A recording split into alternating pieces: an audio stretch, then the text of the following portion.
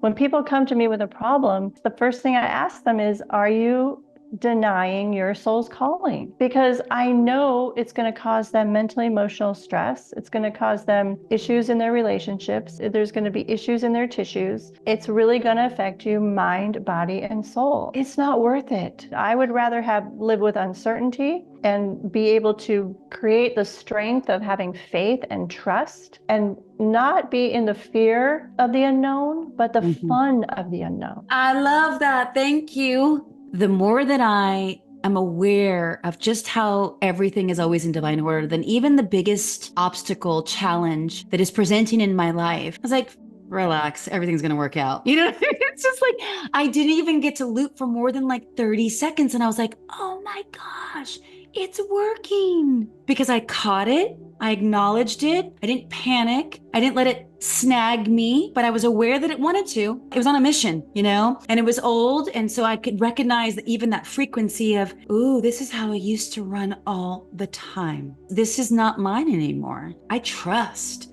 I'm going to surrender. And I'm getting the full chills as I say it because this is possible for us. Now, there's going to be times when I stress, right? And I say, F this, and of course, but when we can catch it, oh, that's liberation.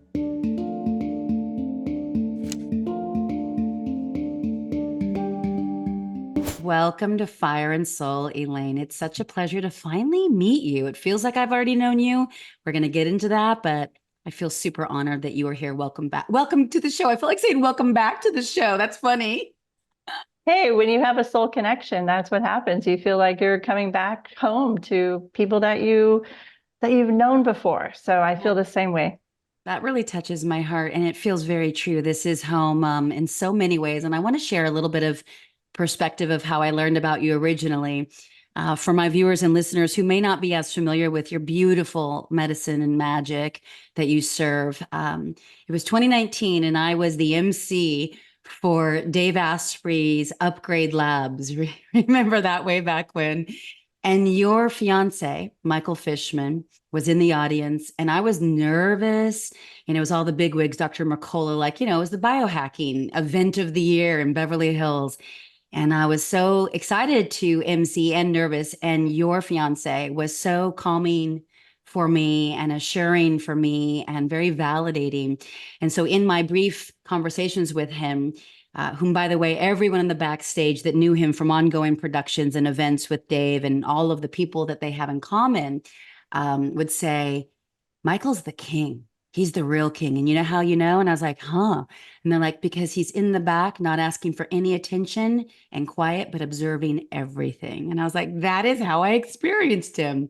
Anyway, he was so honoring of you and his love for you and his connection for you. And he said to me at that time, the two of you have to meet. So here we are. It only took 5 years and a book and a lot of life changes. But I want to say thank you to Michael for making this happen because I was so thrilled and touched when he reached out and said, let's now have you guys connect. And it was a resounding yes, absolutely, please. I want to chat all these things that we get to explore today. So I wanted to offer that perspective because I'm not even sure I've ever shared that with you. No, you haven't. This is all news. And thank you for those very kind words about Michael. I really did find my king. That is for sure. After a lot of frogs being kissed, I did find my king.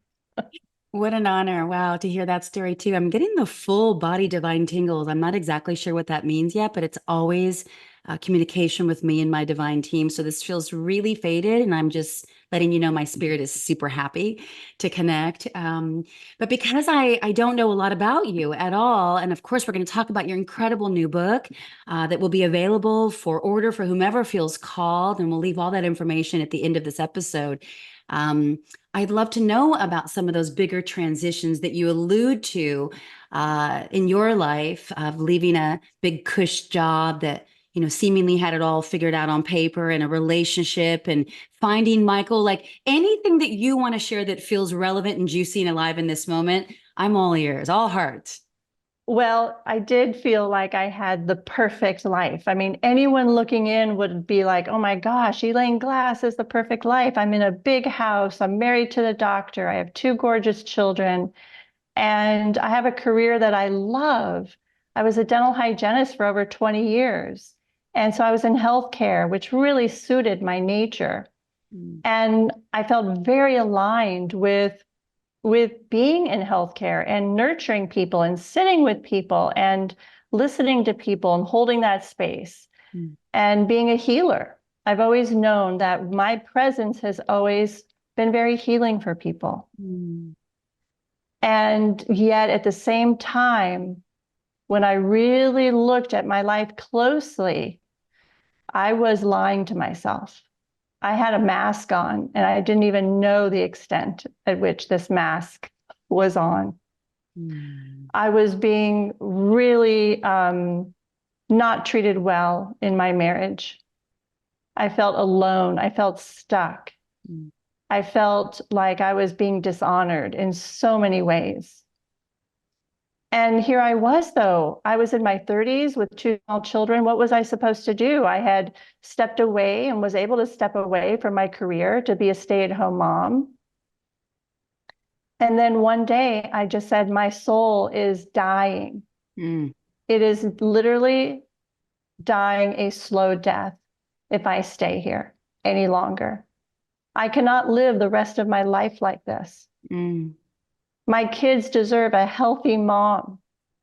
And that was my inspiration. And that was my motivation to leave that marriage and to leave the big home and to leave the financial comforts and embrace uncertainty, because really that's what I did. So I moved my kids and I into a very small home, 2 bedrooms, and we loved it there. Mm-hmm.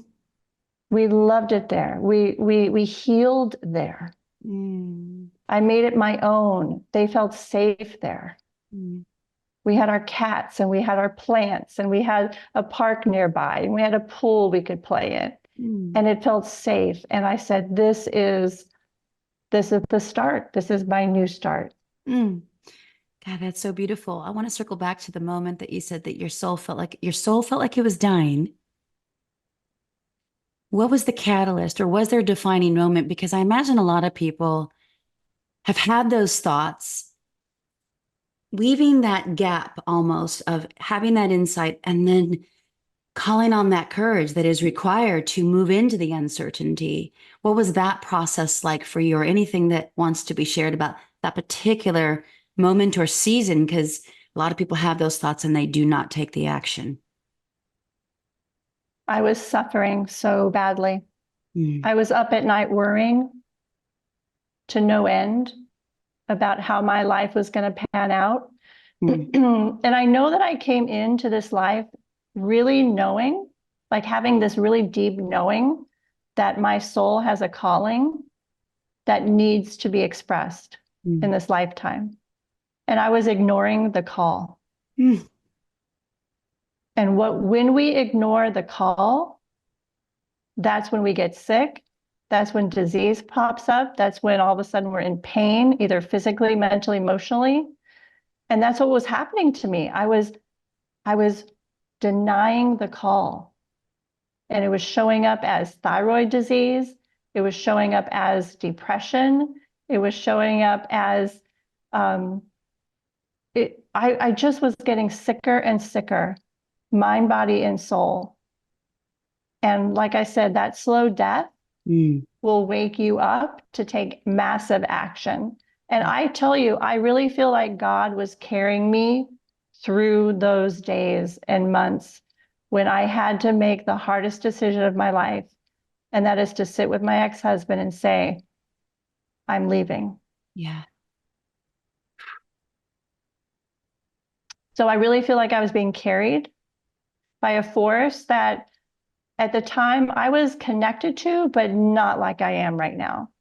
I Mm. had I had the foundation as a young child and that connection to God. Mhm. But I'm telling you, when you take the action and the intention of wanting a better life for yourself, God sweeps in and literally carries you through. Mm. And I have proof of that because I literally felt like he was carrying me through Mm. those moments of, sitting with my husband saying I'm leaving, all the uh, I mean, he took me through the legal system for years and years after Mm, I mean, my kids and holding their emotions of pain. God was there every step of the way for me. mm. When did you when did you become aware of God's infinite intimacy, as vast as it is, as your experience in this life? I feel like there was one moment. Mm, I feel like it was leading up to this powerful moment because I had been to Israel and I'd been to all the sacred religious places, and I've always been deep into spirituality and how much deeper can I get to have this connection to God. And so it was just leading me up to a point where I would say about 6 years ago, I I got quiet mm. and I was at a labyrinth near my house, Your beloved labyrinth. my beloved labyrinth. And I was walking this, in circles in the desert thinking, okay, this is crazy. And I was so desperate to Mhm. hear the messages from God. I had, in all the noise and all the fear in my life, I had stopped my conversations with God. Mm. And that day I got to the center of the labyrinth, and it was like a lightning bolt through my whole body in the most loving energy I could possibly Mm. have felt. Mm. And in that moment, I felt God in my whole entire body, and I trusted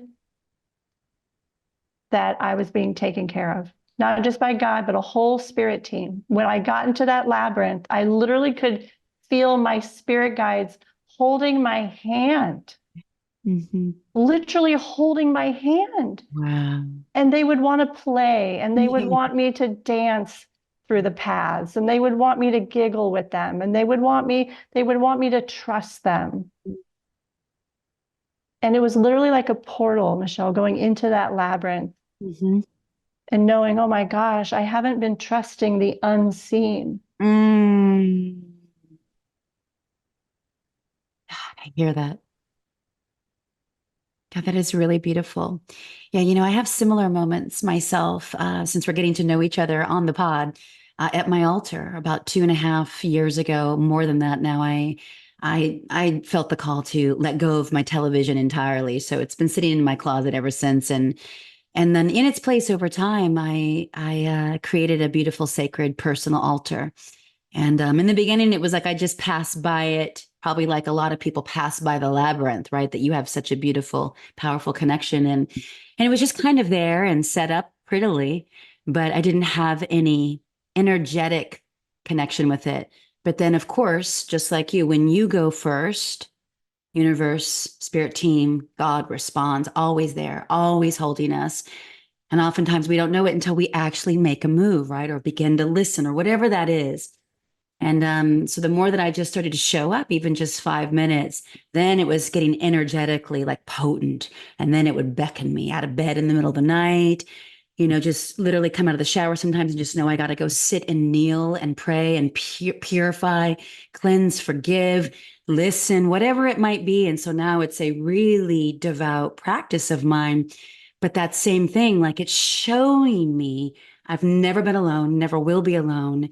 I'm so supported, so guided. And there's nothing that I would trade for that experience.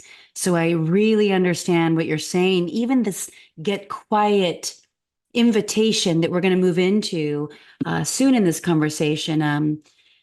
What do you think is going on with a lot of people who know this truth, know that if I would just get still enough to turn inward and listen, my life would be made. I'd open up the divine channel of intuition, all of that. What do you think is the resistance there for most? And I know you've got a lot of pathways in your book to alchemize that, but what is happening for us humans, Elaine? Mm. It's so much easier to be distracted.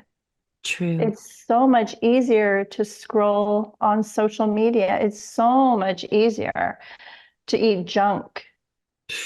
It's so much easier to like you're in love with someone who's not right for you, but you love the passion. All this is so much easier and so much more fun until your life comes crashing down because of it all. Yeah. And literally, I was asleep at the wheel of my life and the car crash, metaphorically. Yep. And I had to wake up to the health of my body, the medicines I was taking that were actually harming me, the Mm-hmm. relationships I was in that were actually holding me back from my greatness. Mm. And so it was this awakening, this paying attention to finally my life. And when you go from asleep at the wheel to now paying attention, there's some work to do. There's some catch up. And that is the get quiet, is catching up to, the things you've been asleep to. And they're not difficult. There's not many of them. Mm-mm. It's simple, but Mm. it's this simple starting to pay attention to the truth of your life. Oh, yes. And I find that once I really dedicated myself to that path, just no turning back, no more illusion, no more lying to myself. And that wasn't always easy, of course. But then my life got so much easier because it was clean and clear, and my choices were embodied, and there was no way less second guessing. Of course, I'm human; I'm going to be snagged, but I could see through self-illumination so many more areas of my life where I was like, oh, just this little shift right here. And you'll weave that thread in and then that thread in, and there'll be more harmony in my relationships with self, with God, with others, with purpose. You talked about being in such purpose now. And I want to get there in a moment. But before, let's go back to how you met Michael, because that's the part of the story that I'm super excited to hear. And then I want to just drop into the goodness of Get Quiet, your brand new debut book. Again, God was carrying me through meeting Michael. There are no accidents. And when we pay attention to the miracles of what is happening every day, oh my God, like it is so much fun. Life is so So much fun. agree. Yes. Oh my gosh, this is the main thing I want people to know is like when you pay attention to these miracles, like you get tickled every day. You're just living delight. It's just Mm. delightful. Yes, yes. So I was finally confident enough to take the leap out of my dental hygiene practice and into coaching because I had been doing that for 40,000 patients anyway. I just Yes. wanted to drop the instruments and help people in as a life coach. And so I became a life coach. I started my business and still a single mom, still, living paycheck to paycheck. Got a website up, started to speak a little bit about my purpose, started helping people, started taking people to the labyrinth, the same place that I healed from by.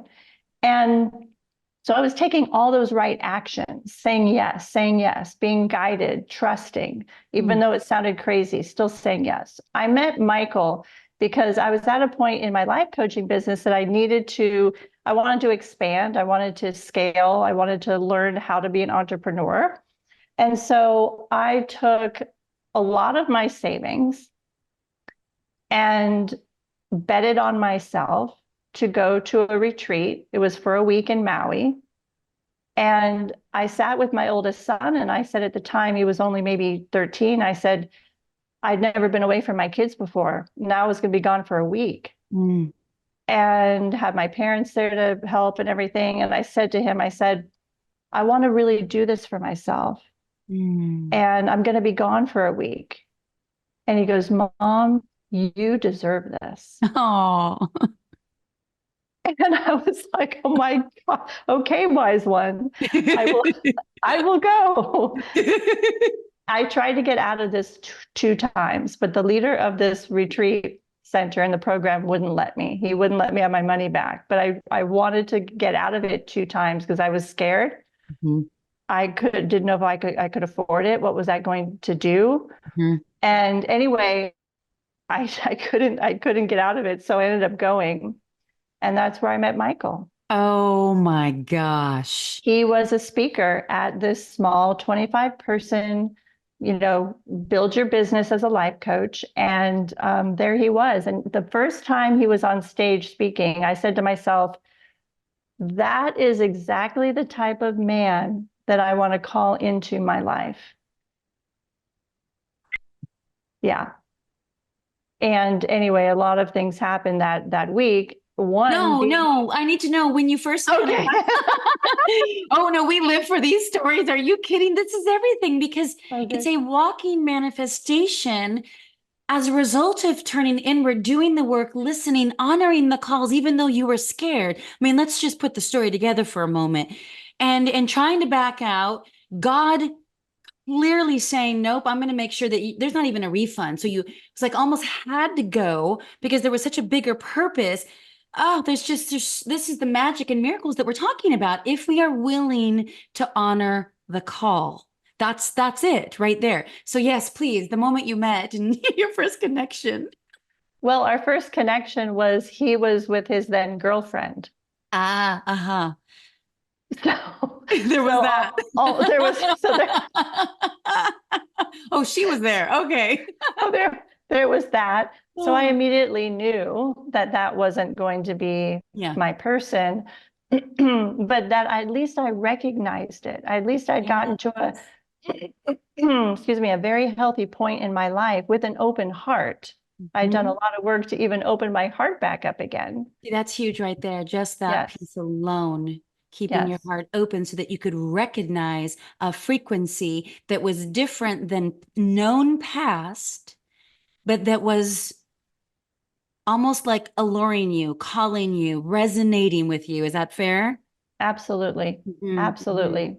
And so that is one of the simple paths in Get Quiet is how to open your heart to Mm-hmm. be able to receive and recognize what is meant for you and what you deserve. Yeah. So I recognized Michael right away. I said, that is the type of man I want, that I deserve. Plus, Mm. I had been manifesting him to come into my life probably a month before. I'd read a book about how to manifest, your man. I forgot who it was with, but I was taking the actions. Yeah. You were doing it. I was doing the work. And so there he was. We met, and obviously I could tell, and he knew too at the time, he was not happy Yeah. in his current relationship. But he was also like, when we met, we just recognized each other right away. But the Mhm. story that you're going to really appreciate is after being on Maui in this retreat center for 7 days, I had rented a car. I was saying goodbye to all the participants. I said goodbye to Michael and all the other speakers. I got into my car and my car wouldn't start. Mm. Oh, God is so good. I don't know what's, So, but I know it's good. so years prior, I would have been like, what the heck? Are you kidding me? Oh my God, I had this whole day planned before I was going to get to the airport. And instead, I was able to be in that state of, okay, God, what do you want from me now? Mm. Mm. I went back into the center, told everyone my car was stalled. The tow truck finally came, but by this time my plane was going to leave a few hours after. I only had a window of time that I could have dinner really quick and then head to the airport. So I'm getting I the chills before you even tell the next part. This is just beautiful and very meaningful for me, and I'll share in a moment why. I get to this restaurant and I literally have maybe 50 minutes to eat. And it's a very popular restaurant on Maui. So I'm just like praying that they have some space for me. Yeah. And so they do, but they say, it's going to be about 10-minute wait. I said, fine. I go out onto the beach to wait for my table. Mm-hmm. I put my toes in the ocean. Mm. I turn back and there is Michael and his girlfriend Oh, there they are, though. that I had just said goodbye to hours before. And of all places on the island of all times. That you were not supposed to be present for because you were going to be on your adventure with your rental car? Yep. Wow. And And he and she invited me to sit with them, and I had dinner with them. He said after dinner, if you need anything, any help with your business, just reach out.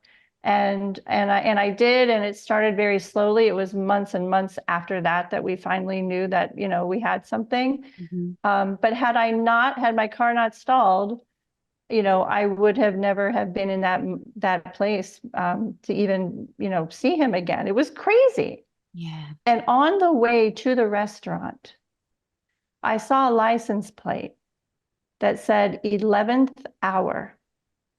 Oh my. Yeah. So like something was going to happen in those 7 days at the 11th hour, and it Oh, did. oh, wow. So there's just so many beautiful pieces to this as I pick up on it. And it's how present you were to your life. We were just talking 15 minutes ago about becoming, interested and then dedicated, right? About what's happening in our lives, the signs, the symbols, the synchronicities, right? Keeping our hearts open, doing our deep inner work so that we hopefully don't dismiss or deny the signs, symbols, and synchronicities. So funny. Sometimes I have some friends, especially, and I know I certainly related a few years back, but I'm looking for a sign, universe. I'm looking for a sign. And then the universe is like, here's one, here's one. I need a signier sign, right? Right, because we want to overthink it, get in the way, and have it attached to meanings that aren't even relevant and that are outdated. And so it's just such a beautiful illustration of being on the path of doing the deep inner work, being authentic, staying present to our lives, hearts open, not having any idea where any of it goes. And that's what I'm really hearing about this. Because I imagine for you, when I'm able to listen, when I get quiet enough to listen, I don't know what's next. I just know what's now. And that has become more interesting to me than just about anything. Like this moment for me matters more than anything. And my whole day is full. And I imagine yours is as well. And so I'm just really inviting our listeners and viewers to get present to the magic and the miracles when we do, because life will never be mundane again. Never, never. We are living in the most magical experience, that blows me away every day. Mm, When you get present and awakened to these these moments, these signs that are just lovingly guiding you. And it's not complex. not.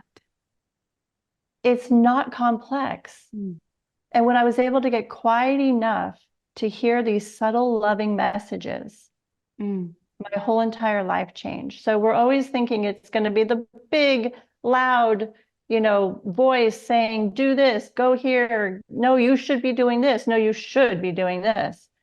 It's never like that. mm-mm, mm-mm. Our soul has this beautiful, beautiful, soft, like a mother's loving voice to a baby's. Like that's how beautifully loving and kind. And also, my guides are super, super fun and playful. Like they know that I love humor. And so they meet me there. They meet me there. And I'll even be like, are you kidding? Are you crazy? Like you are literally telling me to do this? And they're like, yeah, like they are funny. They're funny. So they come to you in ways that you're gonna be able to listen. Yes, that's so true. Mine have the energy. We are nature lovers for sure.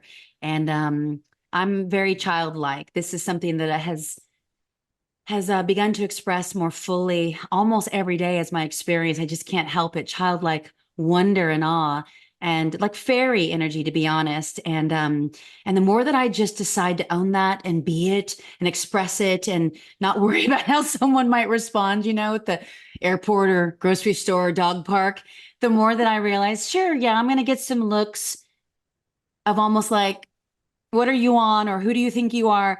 And I've just come to know that that is just, it's a mandate on my soul at this point. Mm. And that is just how my spirit wants to express.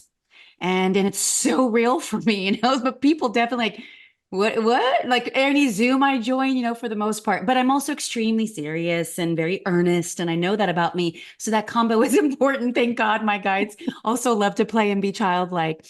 How did the book come to you? And what was that process like? Because I'm currently in the midst of putting my second book together. The first one was 20 years ago. Whew, and it's an undertaking, and so I want to honor that process in you. First of all, receiving the call, honoring the call, taking the action, and then just the beautiful celebration in every aspect of it, coming to the place where it is now and being published by a big publishing house and all the things. So it seems so easy from anyone observing from the outside, but I know those processes, and I'd love to hear anything that you feel called to share about the moment the book maybe came through or what that was like for you. Yes, so I believe that books are brought to us Mm-hmm.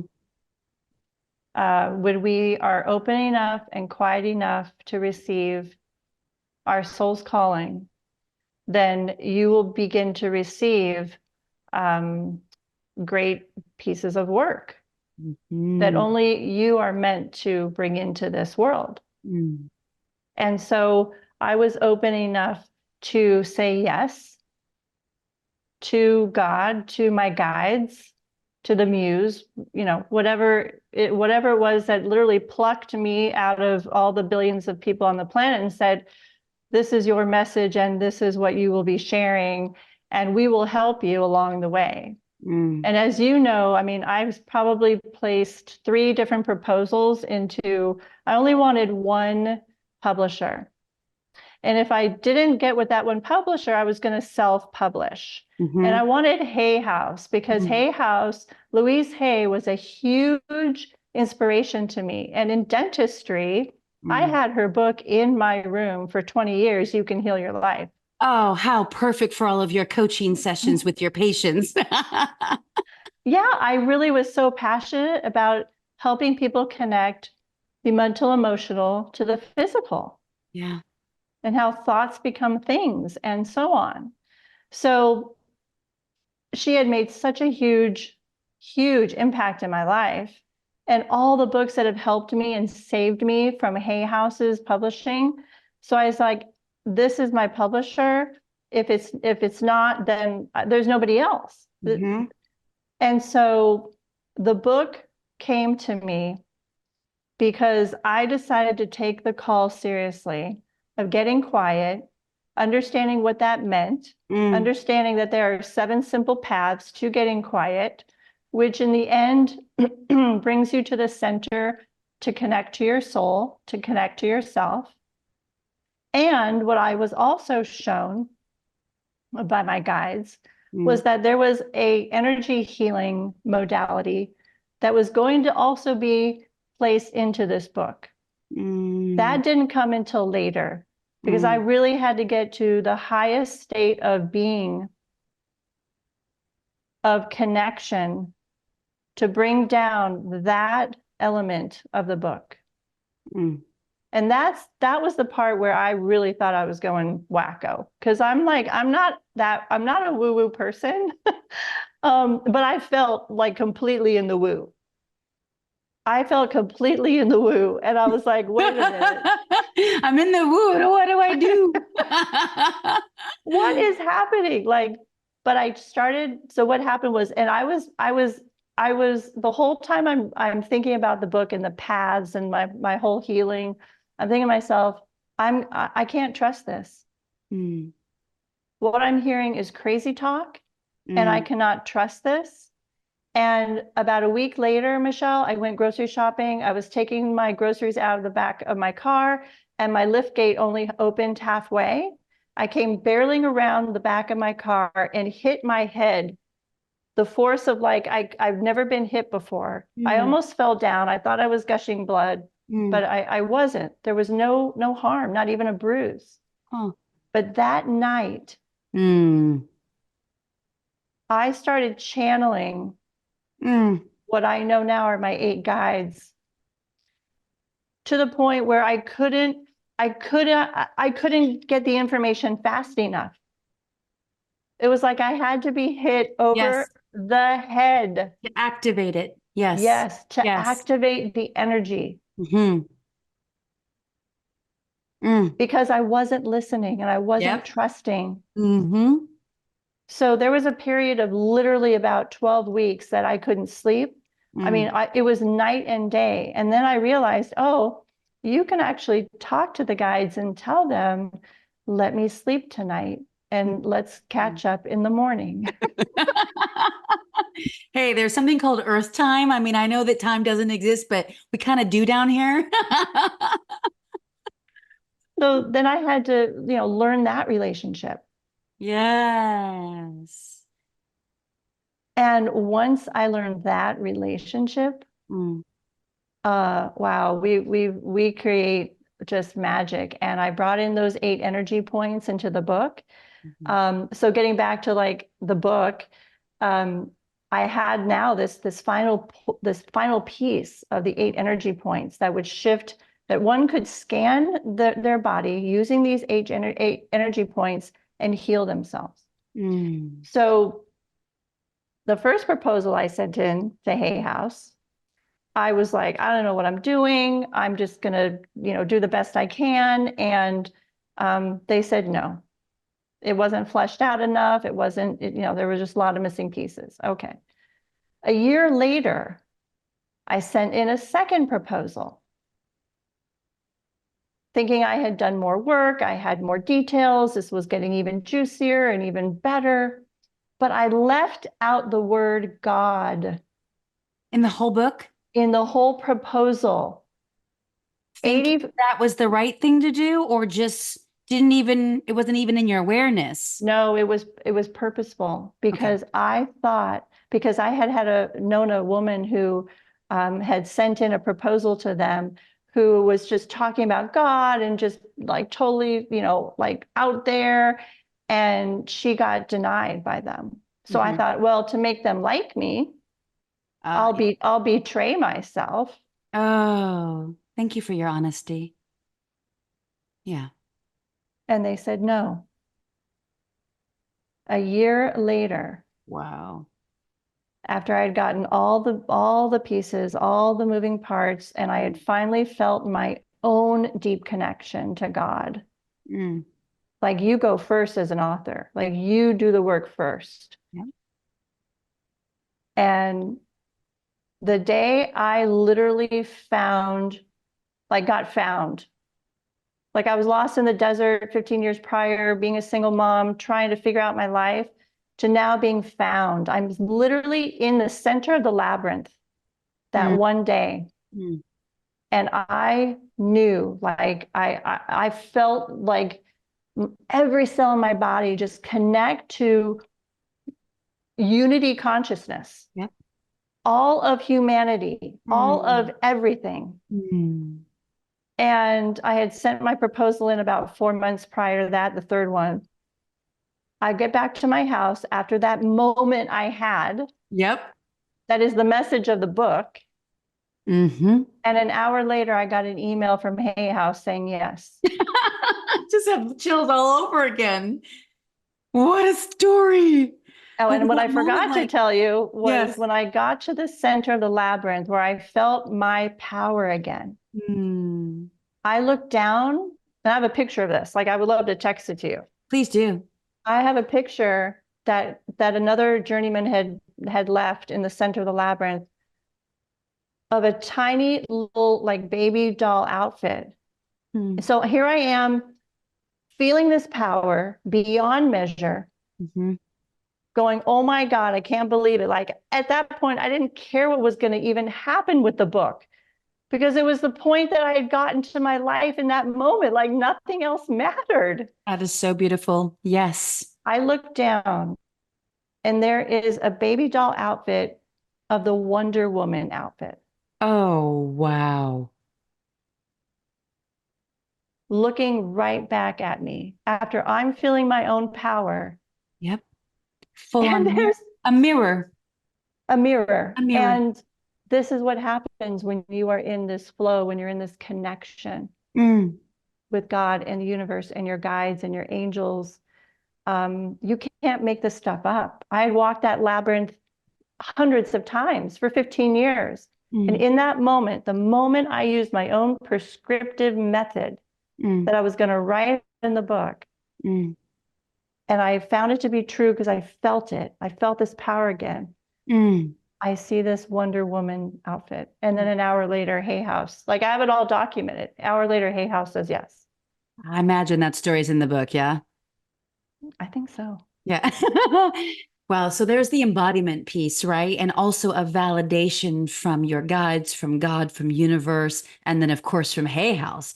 But what's so beautiful, and I heard this so loud and clear, and it really resonates with where I am in my life with virtually every area, which is you didn't need any external validation. No. So the very thing that you were attached to and even sold yourself out a little bit, tried to anyway, but universe said no. Of no, I won't talk about God. We'll get quiet, but we're not communing with anyone or anything. Nothing to see here. Exactly. Yeah. Oh my God, so true. But it'll be good enough because this is the second attempt, and I'm attached to Hay House, and authenticity is everything in 2024. Anything that is other than that will be known. And this is what I'm really feeling into. And I just send all the love and compassion and empathy to those that, are selling themselves out left and right. And we can see it, we can feel it. And just my heart goes out to people. But it's also so clear when it's truth and when it's real and when it's authentic. And so I love everything that you've just shared. I have to ask a segue question only because I walk a labyrinth on my favorite trail here off of Topanga Canyon in the LA area. And I love that land. And I have my home tree, like from Avatar, like home tree and we are like homies, like, I can just receive and give and listen and hug and love on and climb her. And she's ancient and she's an angel for sure for me, for sure. And, but down the path, a much bigger, more aesthetically beautiful tree, right? More impressive tree gets all the attention from the hikers. There's a labyrinth, and I don't really know how really to walk the labyrinth. I just know that I do in silence, and I usually have a mantra. And my favorite mantra is something I learned from Ram Dass, who's my beloved teacher of I am loving awareness.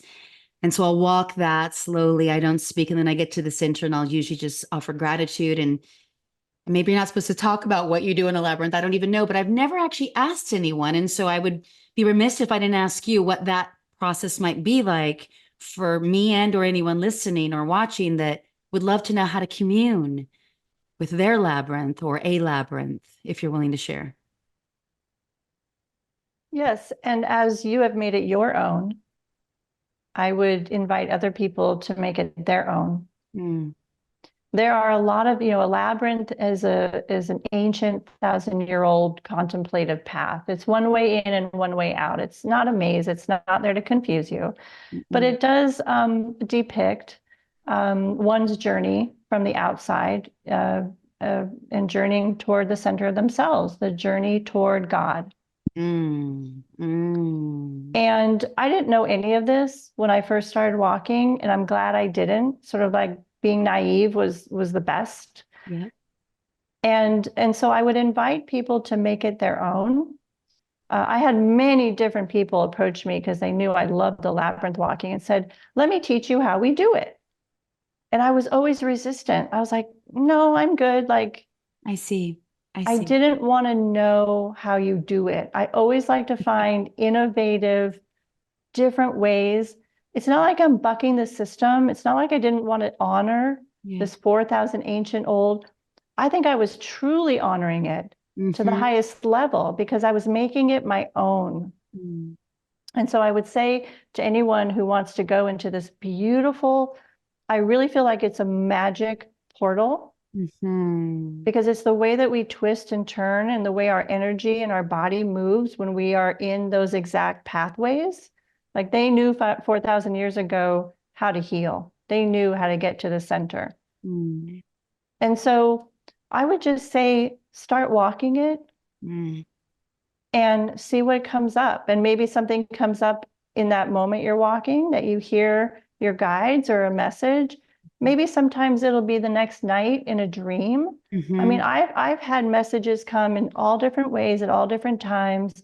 And I really do feel like when you surrender and you're not really thinking like, okay, I'm quiet now. What's the message? What's the message? Like, no, it's this complete surrender. And the very first message I heard the first day I walked the labyrinth was to surrender. And it was the greatest gift to have that message come to me the very, very first moment I walked. So make it your own, have fun with it, Mm-hmm. and know that you are really in a portal that the ancients and the wise, wise people knew that this would be the place to hear your soul's calling. And this would be the place where you would meet God and your guides to help you in your soul's mission in this lifetime. No big deal. I fully hear you. Yeah, I'm deepening into that relationship with that labyrinth. I actually just walked it 2 days ago and I felt more connected, just like my altar, right? Many months went by and it was just kind of there and I didn't have a relationship with it yet, right? I hadn't devoted myself or opened myself. And this labyrinth I probably walked, I don't know, several dozen times. But just this last time I walked and it felt like there was a deeper connection. I was like, oh, okay, I'll be back on Sunday, right? And God, that's really beautiful. Thank you for sharing that because I love the idea of all of us finding our own pathway, our own portal, right? Because it all belongs. It's all one. It's this unity field, this unity consciousness, unity timeline that we're weaving into our conversation. And so allowing our expression to be ours, that's a part of the whole, right? And so it's so perfect in divine order. Exactly right. Exactly right. Every time I went back to that labyrinth, well, first of all, it scared me. I'm not going to lie. Like I was hearing things like I was like, okay, if I keep going back, there is going to be major change in my life, and I have to be ready Yeah. to hear this. Mm-hmm. And I didn't go back after the first time when I heard surrender, I didn't go back for another month because I knew there was something that was about to happen. And you have to be ready. You have to be ready to say yes to your soul's calling. But I'm telling you, when we don't say yes, we suffer. I was just going to ask you, can you speak to what happens and in what ways do we suffer? Just to call it out, right? Because sometimes the blind spots of those patterns are so dense that we can't even see that we are truly causing our own suffering from being unwilling to listen. So, what are some of the ways that we can become more familiar with that suffering? The risk, Well, the cost, the, really, is what I'm trying to say. yeah, well, the cost is again just the slow death of the soul. And it's it's what I saw with my patients, with all those patients, with all my coaching clients, that people say to me, when people come to me with a problem, I just, the first thing I ask them is, are you denying your soul's calling? Mm, Because I know it's going to cause them mentally emotional stress. It's going to cause them issues in their relationships, and there's going to be issues in their tissues. There's going to be, it's really going to affect you, mind, body, and soul. And so it's not worth it. It's it's not worth it. I would rather live with uncertainty and be able to create the strength of having faith and trust and and and and not be in the fear of the unknown, but the Mhm. fun of the unknown. I love that. Thank you. Yes, because it becomes like this. I call it like a miracle treasure trove of like, what are we going to discover today? Right. Like, and nowadays, and I imagine you're here because you teach these and lead these beautiful women's transformative spiritual retreats and the way that you coach as a master life coach and this beautiful book. And I want to share a little bit more on that in a moment because there was a part about that I read on the outside cover, I believe, that just really moved me, or maybe it was on the website for it. But the more that I am aware of just how everything is always in divine order, then even the biggest obstacle, challenge that is presenting in my life. And something actually happened last night. It was a profound disappointment for an upcoming retreat that I'm leading in Ojai next month. And I'm not going to go into any details, but one of our team members, let's just say, who's a huge piece of this, probably won't be able to join us. And I don't know about getting a backup and plan B and all of that. And as I was going to sleep, I could sense that it wanted to do a past of just loop, loop, loop, right?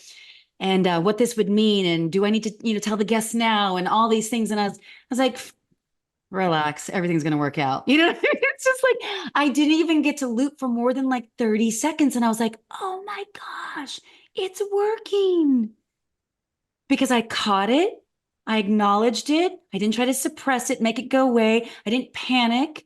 I didn't let it snag me, but I was aware that it wanted to. And it was on a mission, and it was old. And so I could recognize that even that frequency of, ooh, this is how I used to run all the time. This is not mine anymore. I know, I trust, I'm going to surrender. And I'm getting the full chills as I say it because this is possible for us. Now, there's going to be times when I stress, right? And I say, F this, and of course, but when we can catch it, oh, that's liberation. Oh, well, that's everything Yes. because that's your beingness. That's your state of being. Mm. I mean, oh my gosh, think about the times when we suffer and we're not in that state of being. Mm. But the work that it takes to get to that place that you could just, after 30 seconds, regulate yourself Mm-hmm. is it's really true health. Mm. And it's really our natural state Mm. if we invite the tools and the right tools to help us live in that state. Which is what your book, Get Quiet, will help all of us do. So, in our last several minutes, a few minutes actually, I would like to read just a small part. And again, it might have been on the getquiet.com site, but I want to read it. So, if you would indulge me for a moment. Okay. Sure. So, this is for anyone wondering if this book is for you. If you've ever tried in vain to get in touch with the truth and wisdom that you know lives inside you, then Get Quiet can help. If finding and staying connected to your soul has been hard, even when life brings challenges, please pick up Get Quiet. If knowing God makes me emotional because I want everyone to know God. If knowing God and maintaining the beauty of that sacred relationship is meaningful, then Get Quiet can help. If managing overwhelm, anxiety, and depression are ongoing battles, Get Quiet can show you how to find your own relief. If you are always taking care of others before you take care of yourself, then Get Quiet has supportive words for you to put yourself first. If self-love has been a notion that others seem to have, but has eluded you, a read through Get Quiet will give you a new access to a deep love for yourself. If your dreams have felt like heavy boulders that you couldn't move forward, Get Quiet can help you get them in motion. And if knowing and living your passion and purpose has been put aside for some future time, Get Quiet can help you to appreciate that that time is now.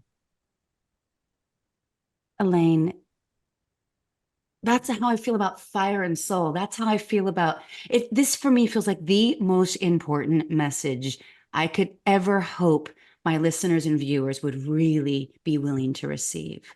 What was that like hearing that read back to you? I think about my own life Mm-hmm. and all the things that have happened for me to get to this place. I think about the people that I've helped, the people that I want to continue to help. Mm-hmm. And by helping others, they will get empowered to then hopefully help others too. And I want this to be a ripple effect. I want this to be unifying humanity. I Mm-hmm. really do believe that getting quiet brings us back to human kindness and unifying humanity. Mm-hmm. And that is my soul's mission. So beautiful. You wrote a quote here, and I have to read it before I let you go. But I do have one final question too. 1.2. Mm. Say quiet isn't really quiet at all. It's the sound of your heart and soul, the sound of your inner knowing, the sound of the divine, and so much more. And I so resonate. So thank you for bringing your magic and medicine to the world and honoring me by taking this time to sit with me and share your gifts. It's just such a true pleasure. Is there anything that wants to be shared by you or that you wished you had been asked? I want to share that you are never alone. Mm. You are never alone. What you want wants you too. Don't be scared. Mm. This is why we're here living this one precious life. Mm. Don't be scared. Trust, have faith that you are supported and loved through expressing and having the soul's mission come to this planet to help the world. Mm. You are not alone. Trust that. What a beautiful message. And gorgeous place to end, but not before. Where is the best place for our listeners and viewers to find out more about you and or your beautiful gift of a book, Get Quiet? Yes, they can go to getquiet.com Mm-hmm. or elaineglass.net. Okay. We'll link that in the show notes. So your book came out yesterday. Congratulations. Well, of course, we're recording this a little in advance of that. I've pre-ordered the book. I cannot wait to receive and devour and share the nuggets as I glean them in social media.